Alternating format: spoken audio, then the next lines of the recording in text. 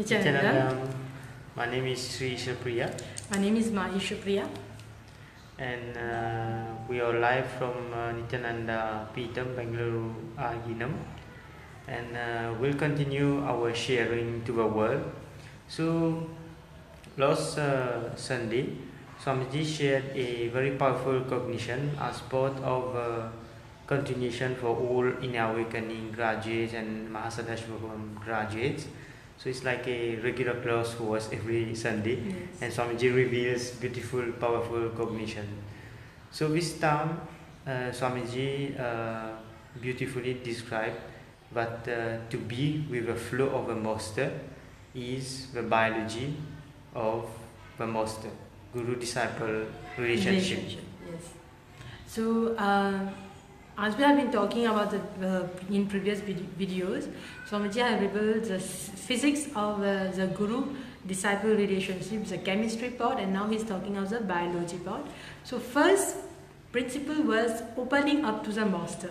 So be always open to the master, let him work on you. If you allow him to do so, then he can move you to the next level, then he can raise you. And last Sunday, Swamiji was talking the second part of Guru Shishya, biology part of Guru Shishya disciple, which is moving with the flow of the master. What does it mean? Whatever he's saying, just imbibe it and act on it. Guru Vak. When you are with same flow with him, then you are able to grasp what he wants to teach you. Before coming to this conclusion, Swamiji made three statements. He said, never look at your master thinking that you are lower than him. If you think you are lower than me as a devotee, as a disciple, like the Nadina Vasi, it means you are abusing myself. So we should never be looking at Swamiji lower than us. We should always understand we are one with him. We are in oneness. And second part, he said, don't even think you are equal to me. If someone thinks he's equal to his guru, that ego part is there, means that person is still stuck with his jealousy pattern. Because equal in itself comes from the basis of the word unequal, which is duality.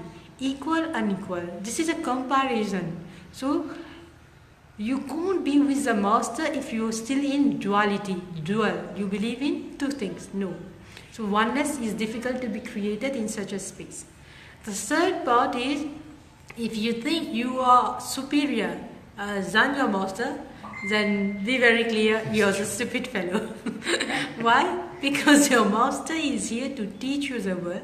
If you think you're superior, means that again, you're in your fancy world, dreaming world. Please get down and understand only thing that works to create the biology between the Guru Shishya is the oneness statement that you and me are one. We are in oneness.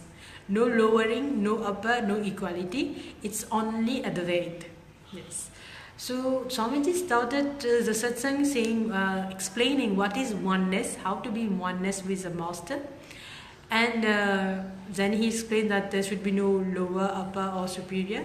And the statement is, if you are his disciple, go with the flow of what he is teaching to the world, what he is saying, what he is telling you, what is a Guru Vak.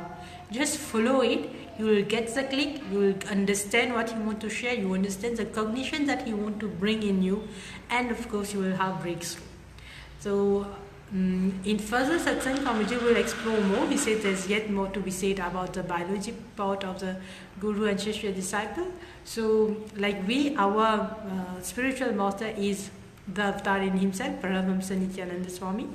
Whoever out there has your guru, understand you may have several guru, but at one point of a time you have to get settled, and you can do that only when with that one guru you feel the oneness more. You feel that yes, whatever he say, I instantly find it wow. He is that guru. So like you're making a flower garland. You may have several flowers in front of you, several knowledge is here in front of you, but then you all have one favorite flower out of it, which is the one you select to put as a pendant.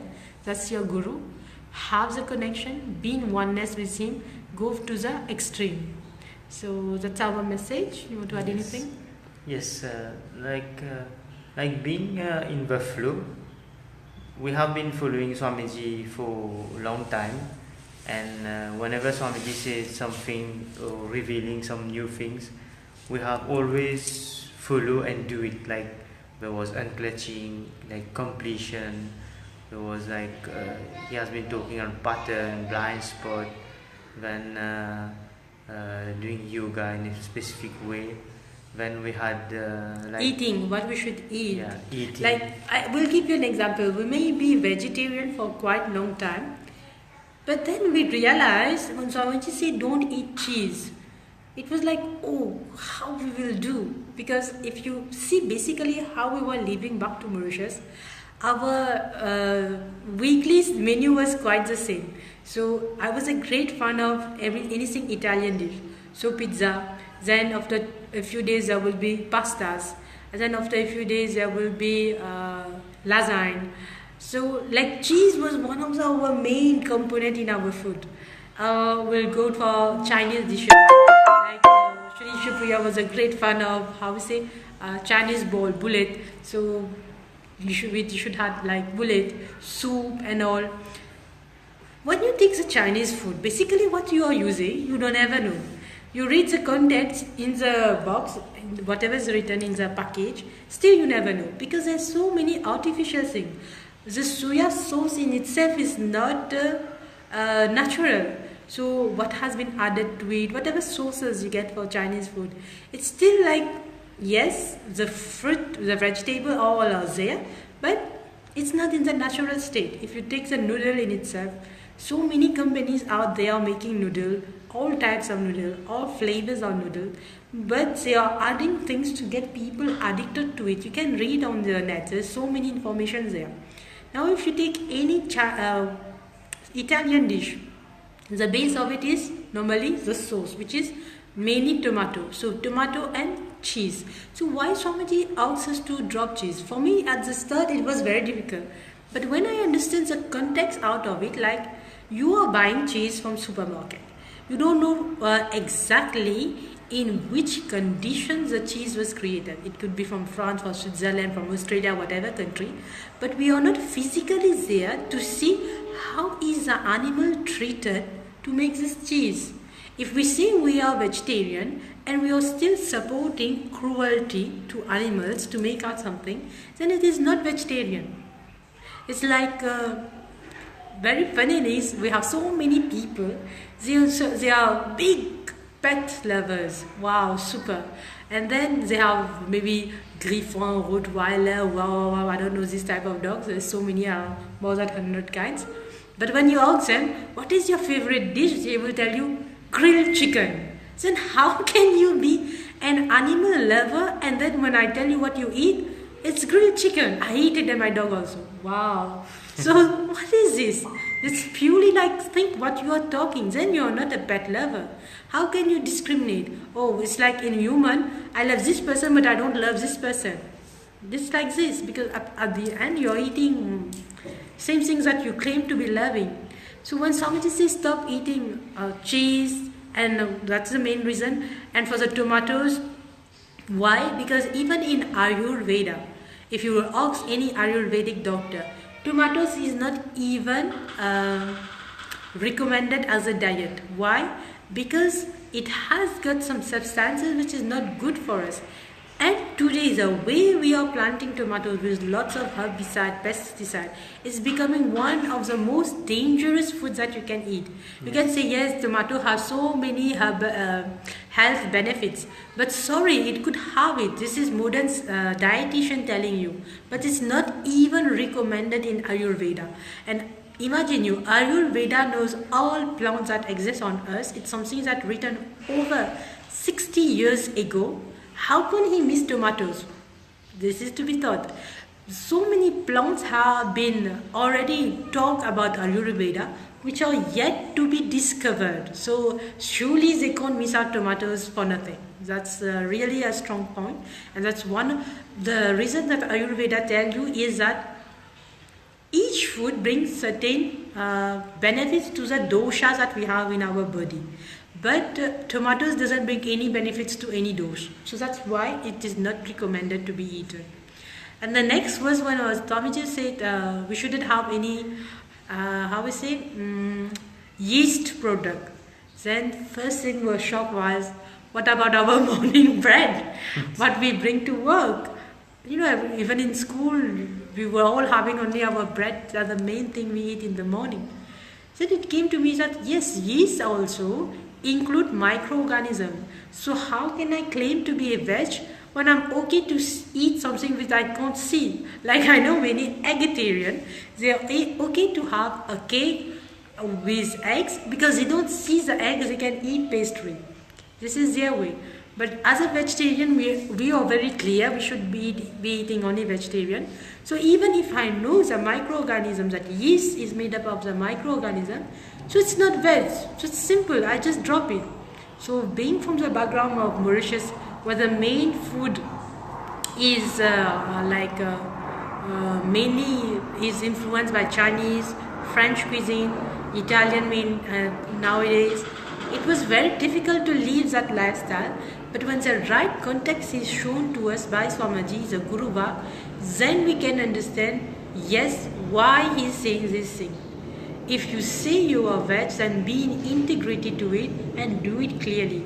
So that basically what Swamiji is saying is, be in the flow or move with the flow of the master. Swamiji is moving very fast, keep the pace, and you can keep the pace with him only if you update you every day, only if you're following him, whatever he is giving as instruction, you are doing it as it is, you will be shocked what it brings to you. That is moving with the master, moving with the flow of the master. And also one of the reasons, recently I was talking with one of the Adinavasi here. So she was telling me her aim to come here is to get enlightenment. And I was like, oh, that's a high aim. I never think of it. We came here because just one line. Swamiji say, when I am here, what are you doing there? That was enough for us. Okay, Swamiji is calling, he's opening the door. Let's go and live the life with him. So that's how every time he's calling us, every time he's telling us something, we just know at the end it's for ourselves. He wants us to expand. So that is the real essence. When he wants to raise you, be open to him, let him raise you. You just follow his Guru Vak and you will be shocked how you are showered at the end. Yeah. Yes, and when Swamiji has continued in his way, he also make us discover the power of manifestation, where that was helpful to the world and also to us.